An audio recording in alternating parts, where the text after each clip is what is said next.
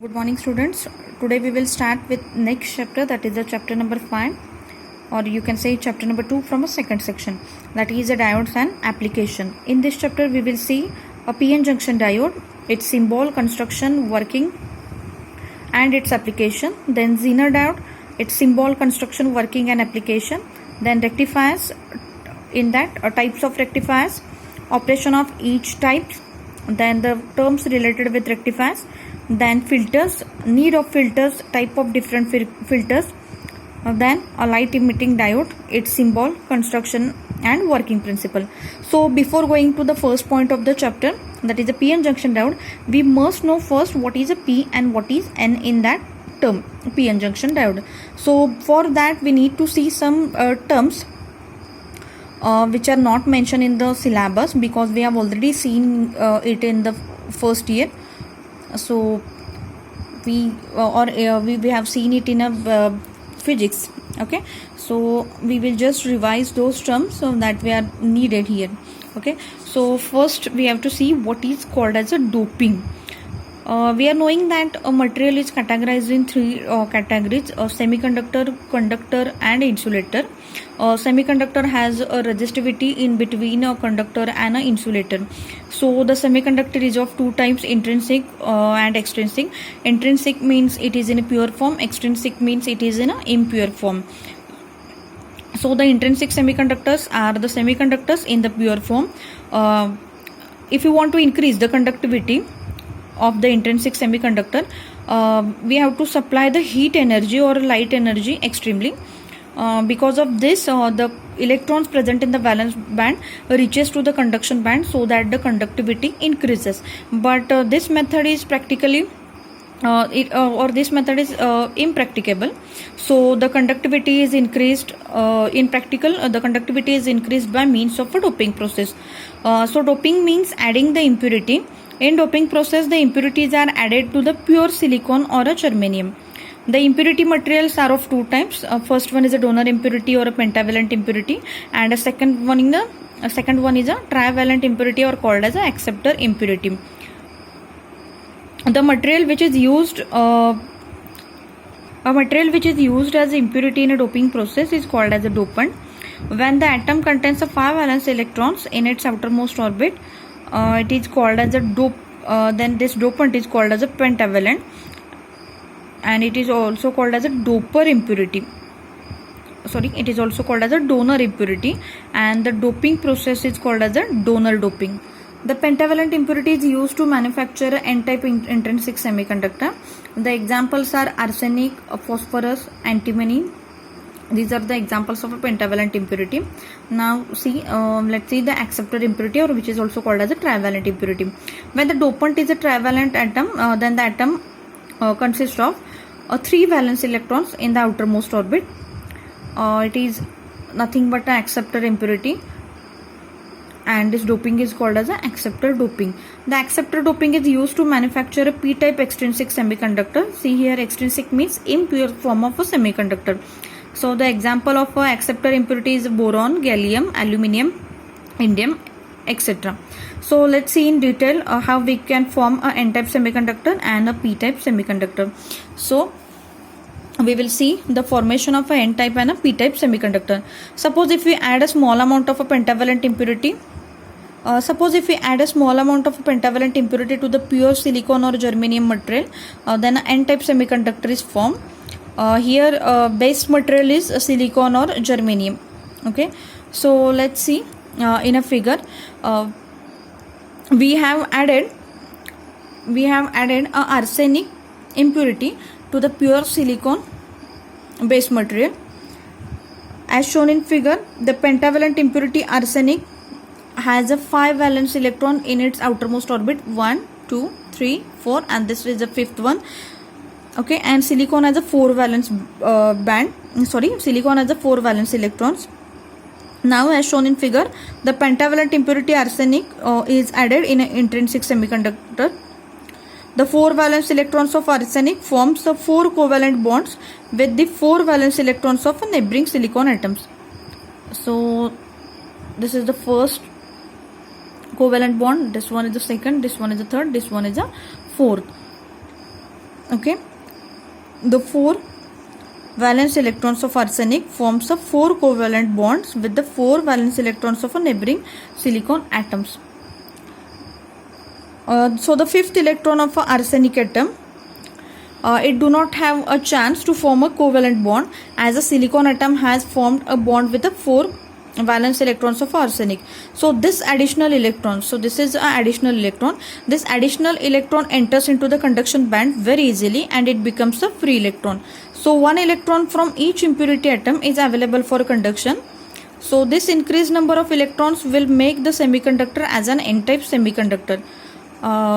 We can control the doping process so as to control the conductivity. Here in n-type, electrons are the majority charge carriers and thermally generated holes are the minority charge carriers. So next one is a p-type semiconductor. In p-type semiconductor, the trivalent impurity is added to the pure silicon or a germanium atom. The formation of a p-type semiconductor is as shown in figure. So we have taken a trivalent impurity as a gallium atom, and these are our base material, silicon atoms. So gallium has a 3 valence electrons, silicon has a 4 valence electrons. So 3 gallium atoms forms a 3 covalent the 3 valence electrons of gallium forms 3 covalent bonds with the neighboring silicon atoms. It do not have a 4th electron to form a 4th covalent bond with the silicon atom. So it do not have a 4th valence electron to form a bond with this silicon atom. So a hole is created due to that incomplete bond. That is the vacancy, this vacancy or absence of electrons, this vacancy is called as a hole. This hole is represented here as a small circle. Okay, so this is a small circle, this is a small circle which represents a absence of a hole, absence of a electron.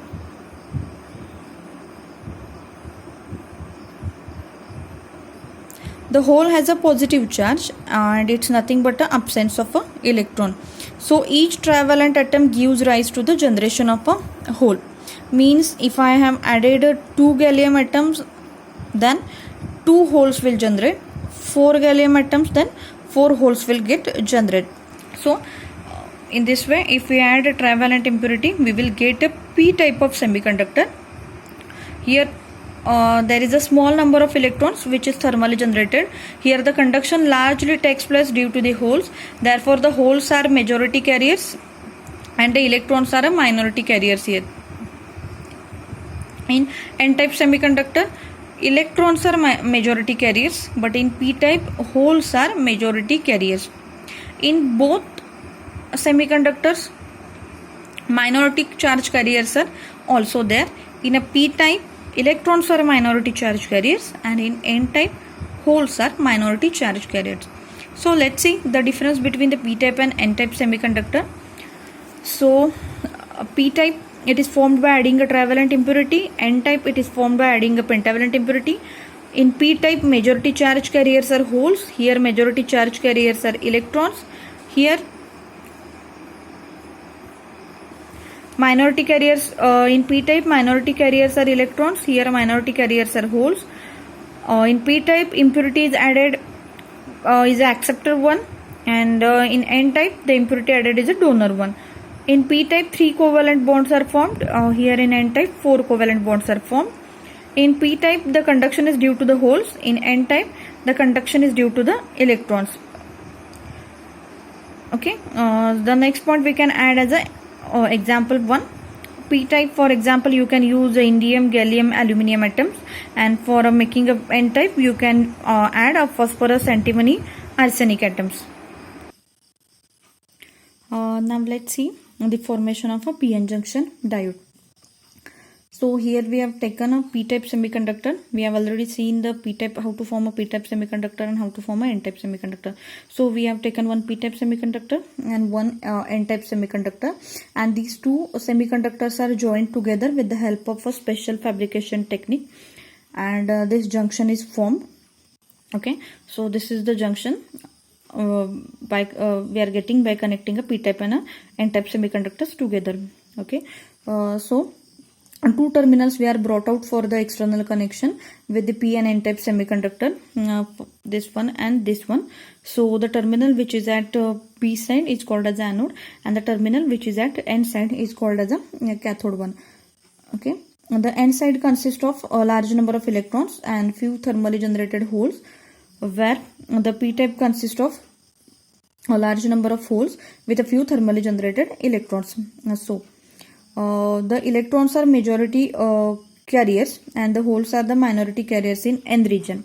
Here in n region, the electrons are majority carriers and holes are minority carriers, whereas in a p region, the holes are majority carriers and electrons are minority carriers.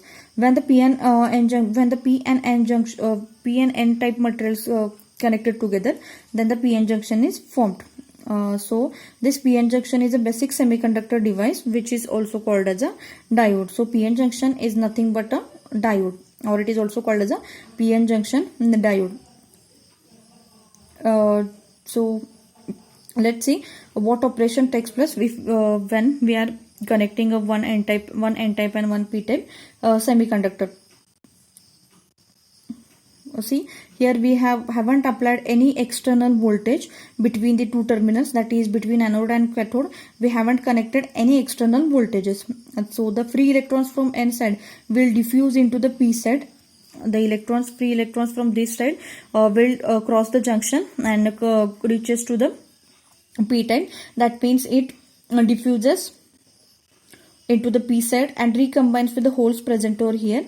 Each electrons diffusing into the p side will leave behind a positive immobile ion to the n side. The one electron, suppose this electron comes and reach over here, it combines with the holes present here. So for each electron from n side, the each electron diffusing into p side will leave behind a positive immobile ion into the n side. So here at n side we are getting a positive immobile ions, and when the electron combines with the holes into the p side, an atom which accepts this electron loses its electrically neutral nature and it becomes a negative immobile ion. So here on p side a negative immobile ions get forms, and here on n side a positive immobile ions gets formed. Due to this recombination process, a large number of positive ions accumulate near this junction on both sides of junctions. Okay, a large number of positive and negative immobile ions will forms there. Once again I will repeat. Due to this recombination process, a large number of positive ions accumulate near the junction on n side, and large number of negative immobile ions will accumulate on the p side near this junction. So such a kind of positive and negative ions start accumulating near this junction. Okay, so due to the recombination process, a large number of positive ions collects near the junction on n side, and large number of negative immobile ions will collect or comes on the p side near the junction. The negatively charged ions on the p side will start repelling the electrons which attempt to diffuse on the p side, and after some time the diffusion will stop completely. Now the junction is said to have attained an equilibrium. The p-n junction is in a state of equilibrium now. So now the depletion region has formed. Due to presence of depletion region, the electrons or holes can't diffuse to the other side. Hence it is said that the depletion region acts as a barrier. So once again we will see what is a barrier potential or a junction potential. Due to presence of immobile positive and negative ions on opposite sides of junction, an electric field is created across the junction. This electric field is called as a barrier potential or a junction potential, or it is also called as a cut-in voltage. So this is a p type. On p type negative immobile ions has accumulated, on n type positive immobile ions has accumulated, and this is a barrier potential or a junction potential, and this region, this area is called as a depletion region. Now this barrier potential is measured in volts, and this barrier potential is different for a silicon and germanium. For silicon it is a 0.6 volt, for germanium it is a 0.2 volt, and this reading is taken at around 25 degrees centigrade temperature.